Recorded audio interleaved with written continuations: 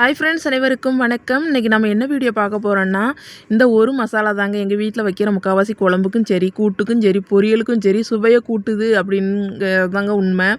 அது என்ன மசாலானா குழம்பு மிளகாய்த்தூள் தாங்க. நான் எப்படி அரைப்பேன், அதாவது ஒவ்வொருத்தரும் ஒவ்வொரு மாதிரி அரைப்பாங்கல்ல, நான் எப்படி அரைப்பேன், எவ்வளவு என்னென்ன இன்க்ரீடியன்ட் சேர்ப்பேன் அப்படிங்கிறது தாங்க இந்த வீடியோவில் தெளிவாக காட்டியிருக்கேன். இது வந்து மொத்தத்தில் இப்போ வந்து இந்த மசாலா நான் எவ்வளோ மசாலா அரைக்கிறேன், அதுக்கு என்னென்ன பொருள் எடுக்கிறேங்கிறத சொல்கிறேன். நான் 1 கிலோ மல்லி வாங்குவாங்க. அதுக்கு வந்து காரத்துக்கு நான் 1/2 கிலோ வத்தல் யூஸ் பண்ணுவேன். சிலவங்க அதிகமாக யூஸ் பண்ணலாம், சில பேர் அதை விட கம்மியாகவும் யூஸ் பண்ணலாம். நான் யூஸ் பண்ணுறதை மட்டும் சொல்கிறேன். 1 கிலோ மல்லிக்கு 1/2 கிலோ வத்தலுங்க, 100 கிராம் கடலைப்பருப்பு, 100 கிராம் துவரம்பருப்பு, அப்புறம் கடுகு 100, சீரகம் 100, பெருஞ்சீரகம் 100, வெந்தயம் 50, மிளகு 100ங்க. காரத்தில் எக்ஸ்ட்ரா வந்து மிளகு ஆட் ஆகுது.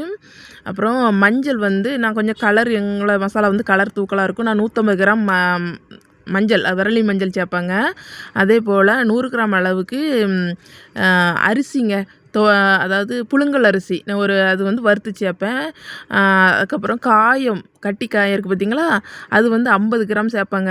மொத்தத்தில் ஒரு 11 பொருளோ 12 பொருளோ வரும். இதுதாங்க என்னுடைய மசாலா பொருளோட அளவுகள். இதை வந்து இந்த வத்தல் மட்டும் நான் காய வச்சுக்கிடுவேங்க, வெயிலில் காய வைப்பேன். சில பேர் வந்து மசாலா ஃபுல்லாகவே காய வச்சு அரைப்பாங்க. நான் அப்படி பண்ண மாட்டேன். வத்தலை மட்டும் நல்லா முருக காய விட்டுட்டு வேறு எல்லாத்தையுமே கொஞ்சம் கொஞ்சமாக அப்படி சூடு, அதாவது வறுக்க ஆரம்பிச்சிடுவாங்க. வறுக்கன்னா கருக்கெல்லாம் விடக்கூடாதுங்க.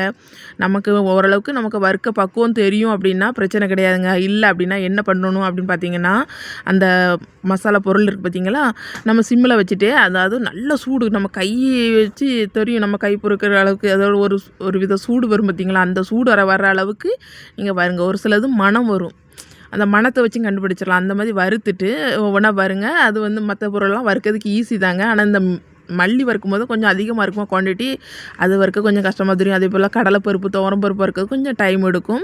சிம்மில் வச்சே வருங்குங்க. அது வறுத்துட்டு நான் கருவேப்பிலை ஒரு கைப்பிடி அளவுக்கும் சேர்த்துருக்கேங்க. நல்ல மணமாக இருக்கும். சில பேர் உளுந்து சேர்ப்பாங்க, நான் உளுந்து சேர்க்கலாம். ஏன்னா கடுகில் கொஞ்சோண்டு உளுந்து கிடக்குதுங்க. இருந்தாலும் தனியாக உளுந்து அப்படின்னு சொல்லி நான் சேர்க்குறது கிடையாது. ஏன்னா அது கொஞ்சம் குழம்பு வலுவலுன்னு இருக்குன்னு சொல்லுவாங்க. இது கம்மியாக தான் இருக்குங்கிறதுனால அது பிரச்சனை இல்லை, அதனால் சேர்த்துருக்கேன். இந்த குழம்பு மசாலா நம்ம யூஸ் பண்ணும்போது என்ன ஆகுதுன்னு பார்த்தீங்கன்னா, நீங்கள் 1 ஸ்பூனோ 1.5 ஸ்பூன் போடும்போது நல்ல திக்னஸ் கிடைக்குங்க. நம்ம தண்ணி எவ்வளோ ஊற்றினாலும் அந்த குழம்பு வந்து திக்னஸ் கிடைக்கும். அதே போல் நல்ல ஃப்ளேவர் சூப்பராக இருக்குங்க. ஃப்ளேவர் இருக்கும். நான் வந்து ஒரு என்ன சொல்கிறது, காரம்னு பார்த்தீங்கன்னா ஒரு மீடியம் அளவுக்கு காரம் இருக்குங்க நம்ம வைக்கிற குழம்பு தூளில். இது வந்து உடம்ப வைத்த கெடுக்காத அளவுக்கு காரம். இது வந்து சூப்பராக இருக்கும். இந்த மாதிரி ரெடி பண்ணி பாருங்கள், நல்லாயிருக்கும். காயத்தையுமே அதில் வறுக்கணுங்க. அந்த ஏதாவது ஒரு பொருள் வறுக்கும்போது கூட சேர்த்து போட்டு வருங்க, நல்லா சூப்பராக இருக்குங்க. கண்டிப்பாக ட்ரை பண்ணுங்கள். சில பேர் வந்து இந்த பட்டை, கிராம்பு எல்லாமே வறுப்பாங்கங்க. நான் அதெல்லாம் சேர்க்குறது கிடையாது. நம்ம வீட்டில் இது வந்து சாம்பார் தூளுக்காகவும் யூஸ் பண்ணலாங்க. நல்லா தான் இருக்குன்னு யூஸ் பண்ணி பார்த்துட்டேன், சூப்பராக தான் இருக்குது. சாம்பார் தூள் நம்ம ரெடி பண்ணோம்னா அது எக்ஸ்ட்ரா வேறு ஒரு சில பொருள் சேர்க்கணும். நம்ம அது சேர்க்கலைனாலும் டேஸ்ட்டு சூப்பராக இருக்குங்க.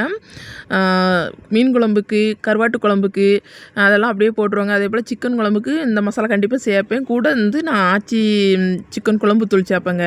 அதே போல் ஒரு சில கூட்டுகளுக்குமே இந்த மசாலா பொடி போட்டுட்டு கரம் மசாலா கொஞ்சம் ஆட் பண்ணிக்குவாங்க. மற்றபடி பொரியல் எல்லாத்துலேயுமே ஒரு சில, அதாவது நம்ம மசாலா சேர்க்குற பொரியல் எல்லாமே இந்த மசாலா ஆட் ஆகிருக்குங்க. டேஸ்ட்டு சூப்பராக இருக்கும். கண்டிப்பாக இது போல் ட்ரை பண்ணி பார்த்துட்டு நல்லா இருக்கா இல்லையான்னு எனக்கு கண்டிப்பாக கமெண்டில் சொல்லணும். இந்த வீடியோவில் என்றைக்காவது ஒரு நாள் நீங்கள் சொல்லுங்கள். ஒரு ஆள் நீங்கள் இதே போல் மசாலா நான் ரெடி பண்ணினேன் நல்லா இருக்குன்னு சொன்னால் கூட எனக்கு ரொம்ப ஹாப்பி தாங்க. உண்மையாகவே சொல்கிறேங்க, சூப்பராக இருக்கும். கண்டிப்பாக ட்ரை பண்ணுங்கள். ஏன்னா இந்த மாதிரி மசாலா வாங்கி நம்ம அரைச்சி வச்சுட்டோன்னு வைங்களேன், நான் 1 கிலோ அரைக்கிறேன்னா கண்டிப்பாக எங்கள் வீட்டுக்கு வந்து ஒரு 2.5 மாதம் 3 மாதம் வருங்க. நான் அரைக்கிறது காட்டினேன், முழுசாக நான் அரைச்ச மசாலாவை காட்டலை, காரணமாக தான் காட்டலை. யாரும் இது பண்ணிக்காதீங்க. இவ்வளவு மசாலா வந்திருக்குங்க. அரைச்சதுக்கு எப்படி பார்த்தாலும் ஒரு முக்காவது வந்திருக்குங்க. டேஸ்ட்டு சூப்பராக இருக்கும். கண்டிப்பாக ட்ரை பண்ணுங்கள். இன்னொரு அருமையான வீடியோவில் மறுபடியும் சந்திப்போங்க. அதுவரை உங்களிடம் விடைபெறுவது உங்களில் ஒருத்தி.